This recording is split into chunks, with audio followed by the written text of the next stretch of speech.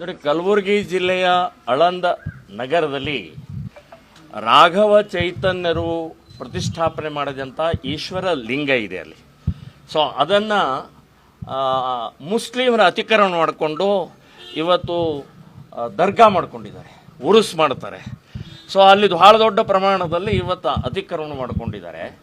So ಅದರ ವಿರುದ್ಧ ಈಗ ಅಲ್ಲಿ ರಾಘವ ಚೈತನ್ಯ ಈಶ್ವರದ ಲಿಂಗ ಮೇಲೆ 2 ವರ್ಷದ ಹಿಂದೆ ಮಲಮೂತ್ರ ಮಾಡಿದರು. ಸೊ ಅದರ ವಿರುದ್ಧ ನಾವು ಹೋರಾಟವನ್ನು ಮಾಡುವಂಥ ಸಂದರ್ಭದಲ್ಲಿ ಸಂಘರ್ಷ ಆಯಿತು. ಸೊ ನನಗೆ ಒಳಗಡೆ ಪ್ರವೇಶನೇ ಬಿಟ್ಟಿಲ್ಲ, ಬ್ಯಾನ್ ಮಾಡಿದರು. ಕಲಬುರಗಿಯ ಬಾರ್ಡರ್ನಲ್ಲೇ ನನಗೆ ತಡೆದು ಬ್ಯಾನ್ ಮಾಡಿದ್ದಾರೆ. ಮತ್ತು ಅಲ್ಲಿ ಮುಸ್ಲಿಂ ಗೂಂಡಾಗಳು, ಮುಸ್ಲಿಂ ಕಿಡಿಗೇಡಿಗಳು ಪೊಲೀಸರ ಮೇಲೆ ಅಟ್ಯಾಕ್ ಮಾಡಿದ್ದಾರೆ, SP ಗೆ ಕಲ್ಲೆಸೆದಿದ್ದಾರೆ, DC ಗೆ ಓಡಿಸಿದ್ದಾರೆ ಅಲ್ಲಿಂದ. ಸೊ ಮಾಡಿದಂಥವರು ಅಲ್ಲಿಯ ಮುಸ್ಲಿಂ ಕಿಡಿಗೇಡಿಗಳು ಅವರೇ ಮಲಮೂತ್ರ ಮಾಡಿ ಅದಕ್ಕೆ ಹಿಂದೂ ಸಮಾಜ ನಾವು ಪ್ರತಿಭಟನೆ ಮಾಡೋಕ್ಕೆ ಬಂದರೆ ಇವರು ಗಲಾಟೆ ಮಾಡ್ತಾರೆ.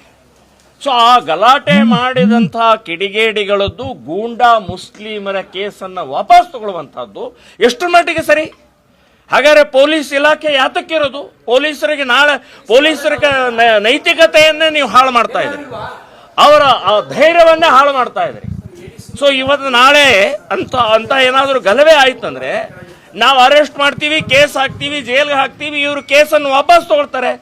ನಾವು ಅರೆಸ್ಟ್ ಮಾಡೋದು ಬೇಡ, ಕೇಸು ಹಾಕೋದು ಬೇಡ ಅಂತನ್ನುವಂಥ ಮಾನಸಿಕತೆ ಸ್ಟಾರ್ಟ್ ಆಗತ್ತೆ.